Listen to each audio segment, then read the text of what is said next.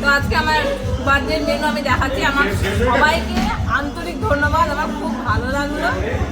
তো বলেছি মেনুগুলো কী আছে। এটা হচ্ছে বেগুন ভাজা, আলু ভাজা, কাঁকরোল ভাজা, এটা কি গাজর ভাজা, আর এটা ভেন্ডি ভাজা, এটা মাছ ভাজা, পায়েস, ডাল, সালাড, চিপস, মিষ্টি, চাটনি, দই, আর আমার ফেভারিট মাটন। সুন্দর হয়েছে। থ্যাংক ইউ সবাইকে।